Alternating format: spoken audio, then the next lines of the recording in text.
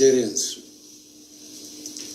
it has become necessary for me to address you, having heard from many concerned Nigerians and having concluded a meeting with all the security chiefs. I must warn those who have hijacked and misdirected the initial, genuine and well-intended protest of some of our youth in parts of the country against the excesses of some members of the now disbanded Special Anti-Robbery Squad, SARS. On Monday, 12th October, I acknowledge the genuine concerns and agitations of members of the public regarding the excessive use of force by some members of SARS. The choice to demonstrate peacefully is a fundamental right of citizens as enshrined in Section 40 of our Constitution and other enactments. But this right to protest also imposes on the demonstrators the responsibility to respect the rights of other citizens and the necessity to operate within the law. As a democratic government, we listened to and carefully evaluated the 5-point demands of the protesters. And having accepted them, we immediately scrapped SARS and put measures in place to address the other demands of our youth. On approving the termination of SARS, I already made it clear. The promptness with which we have acted seemed to have been misconstrued as a sign of weakness and twisted by some for their selfish, unpatriotic interests. The result of this is clear to all observers. Human lives have been lost, acts of sexual violence have been reported, 2 major correctional facilities were attacked and convicts freed, public and private properties completely destroyed or vandalized, the sanctity of the palace of a peacemaker, the Oba of Lagos, has been violated. So-called protesters have invaded an international airport and in the process disrupted the travel plans of fellow Nigerians and our visitors. All this executed in the name of the End SARS protests. I am indeed deeply pained that innocent lives have been lost. These tragedies are uncalled for and unnecessary. Certainly, there is no way whatsoever to connect these bad acts to legitimate expression of grievance of the youth of our country. The spreading of deliberate falsehood and misinformation through the social media in particular, that this government is oblivious to the pains and plight of the citizens is a ploy to mislead the unwary within and outside Nigeria into unfair judgment and disruptive behavior.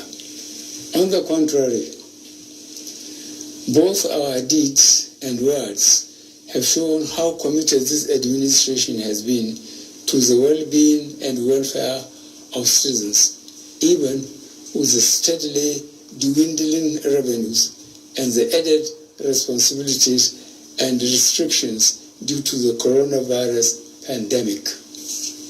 Government has put in place measures and initiatives principally targeted at youth, women, and the most vulnerable groups in our society.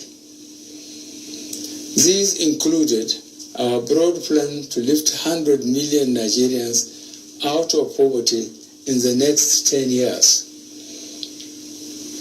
The creation of 75 billion Naira National Youth Investment Fund to provide opportunities for the youth and the micro, small, and medium enterprises survival fund, through which government is A, paying 3 months' salaries of the staff of the 100,000 micro, small, and medium enterprises.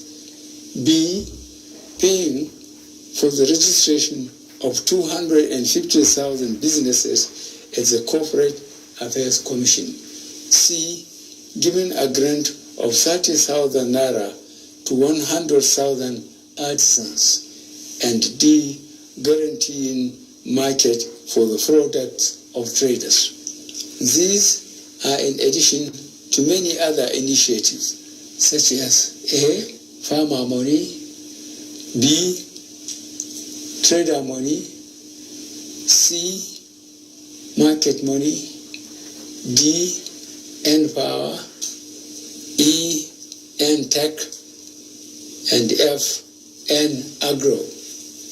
No Nigerian government in the past has methodically and seriously approached poverty alleviation like we have done.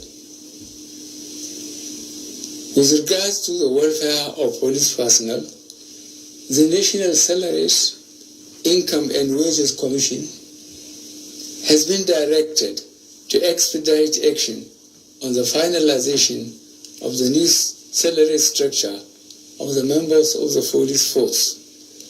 The emoluments of other paramilitary services are also being reviewed upwards.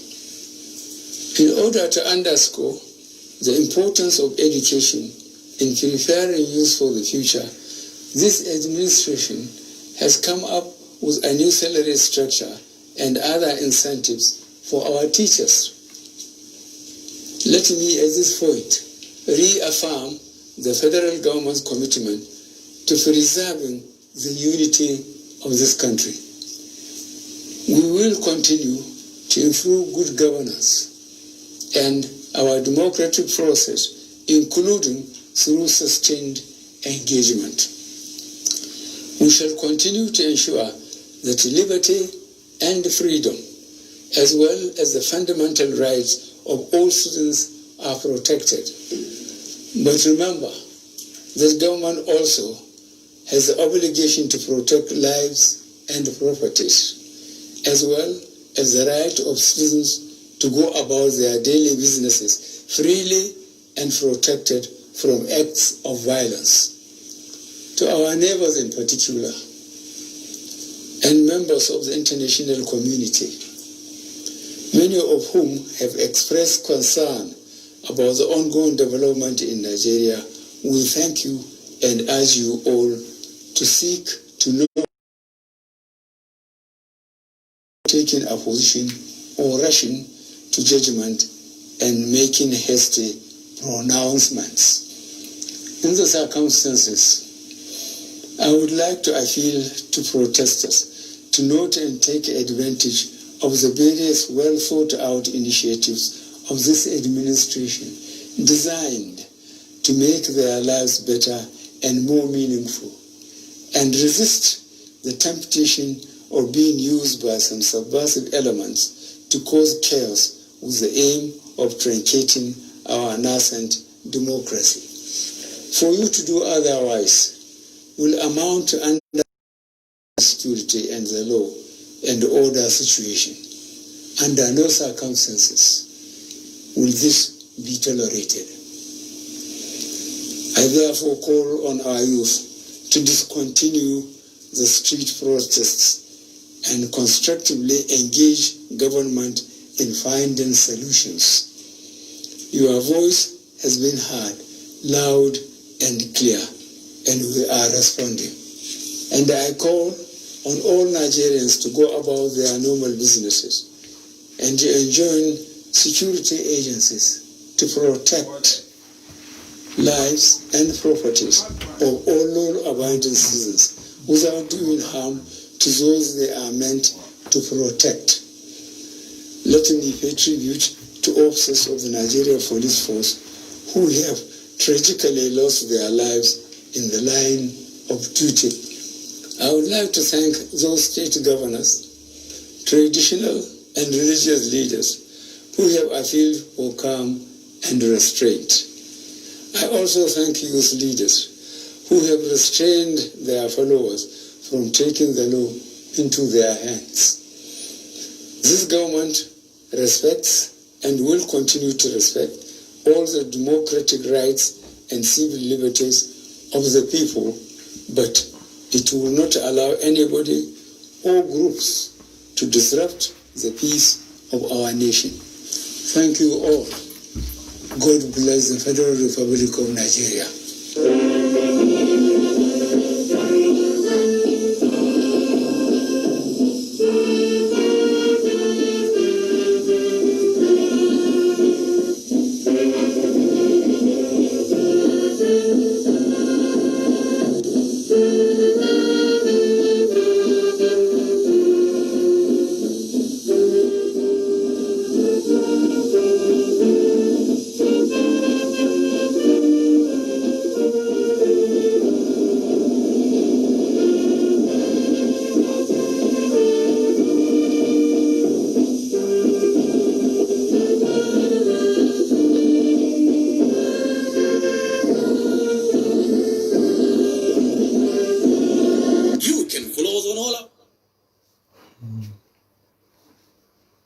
You've just watched the President and Commander